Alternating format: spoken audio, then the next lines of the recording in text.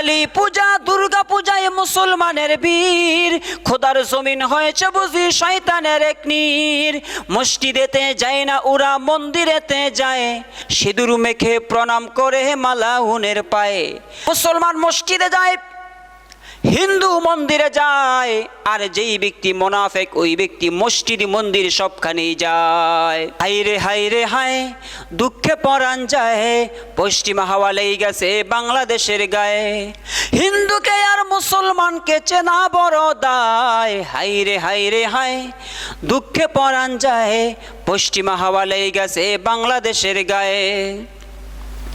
কালী পূজা দুর্গা পূজায় মুসলমানের বীর, খোদার জমিন হয়েছে বুঝি শয়তানের এক নীর। কালী পূজা দুর্গা পূজায় মুসলমানের বীর, খোদার জমিন হয়েছে বুঝি শয়তানের এক নীর। মসজিদেতে যায় না ওরা মন্দিরেতে যায়, মসজিদেতে যায় না ওরা মন্দিরেতে যায়, সিঁদুর মেখে প্রণাম করে মালাউনের পায়ে।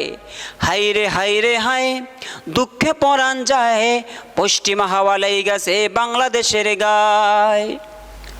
মুসলমান মসজিদে যায়, হিন্দু মন্দিরে যায়, আর যেই ব্যক্তি মুনাফিক ওই ব্যক্তি মসজিদ মন্দির সবখানেই যায়।